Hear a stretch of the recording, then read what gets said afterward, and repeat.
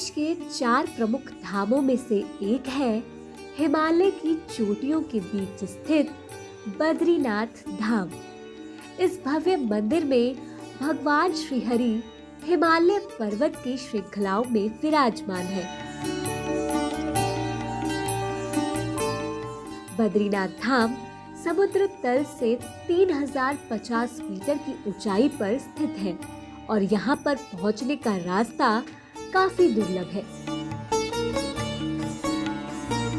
बद्रीनाथ धाम को सृष्टि का बैकुंठ माना जाता है। मान्यता है कि इस धाम में भगवान श्री हरि 6 माह तक योग निद्रा में लीन रहते हैं और 6 माह तक अपने द्वार पर आए भक्तों को दर्शन देते हैं।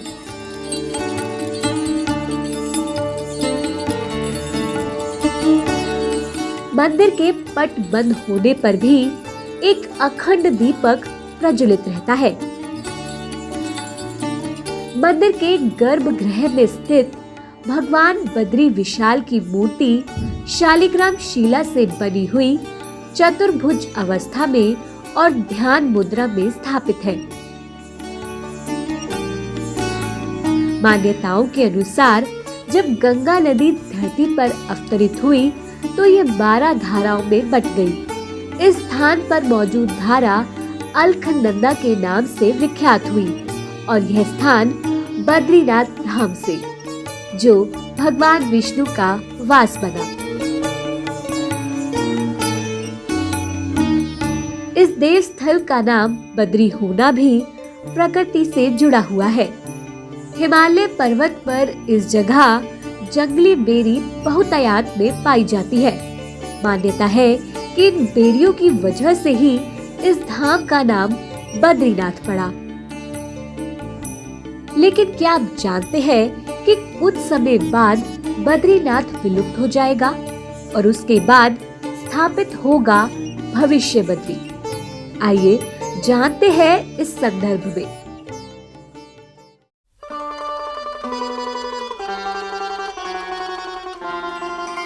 बद्रीनाथ का जोशी मठ में स्थित नरसिंह भगवान की मूर्ति से विशेष जुड़ाव माना गया है।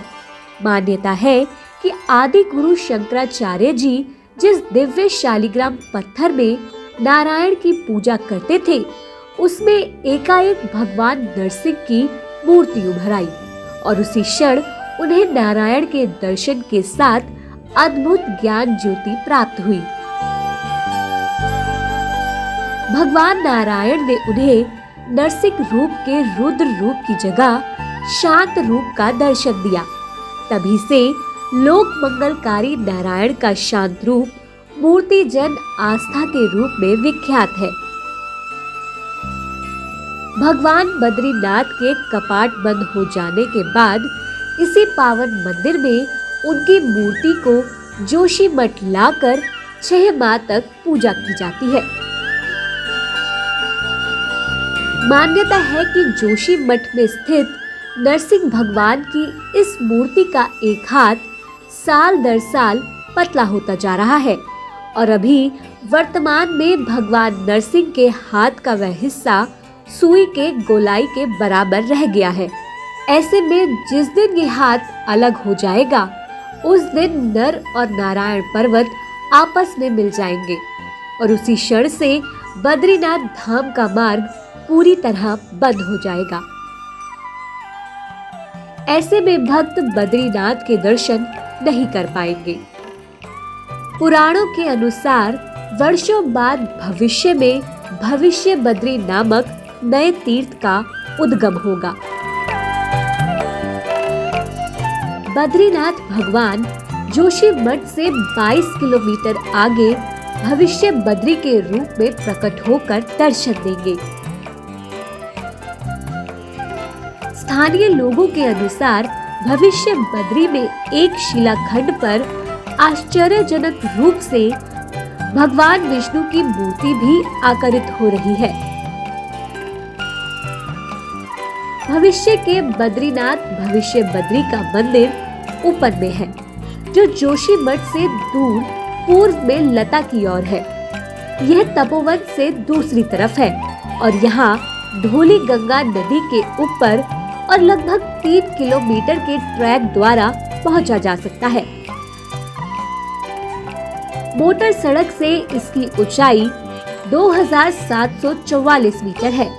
यह घने जंगलों के बीच स्थित है। यहाँ पहुँचने के लिए धौली नदी के किनारे का रास्ता काफी कठिन है। धौली गंगा का अर्थ है सफेद पानी और वास्तव में यह लगभग हर जगह तेज धारा के साथ तपोवन के ऊपर की तरफ से दोनों ओर लगभग सीधा चट्टानों के मध्य से तेजी से गुजरती है।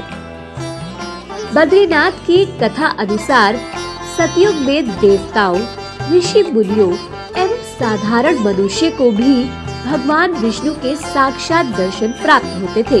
इसके बाद आया त्रेता युग। इस युग में भगवान सिर्फ देवताओं और ऋषियों को ही दर्शन देते थे, लेकिन द्वापर में भगवान विलीन ही हो गए। इनके स्थान पर एक विग्रह प्रकट हुआ। शास्त्रों के अनुसार सतयुग से लेकर द्वापर तक पाप का स्तर बढ़ता गया और भगवान के दर्शन दुर्लभ हो गए। द्वापर के बाद आया कलयुग, जो वर्तमान का युग है।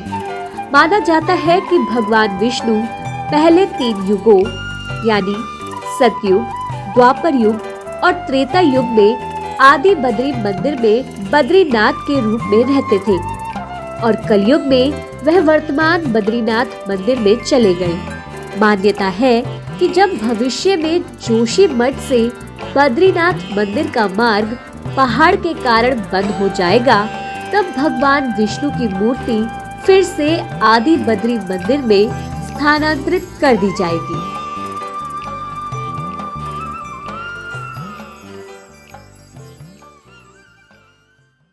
आप हमारे संत वाणी चैनल को सब्सक्राइब करें, वीडियो को लाइक करें, शेयर करें और हाँ, बेल आइकन पर क्लिक करना बिल्कुल ना भूलें, ताकि हमारी किसी भी वीडियो की सूचना सबसे पहले आपको मिले।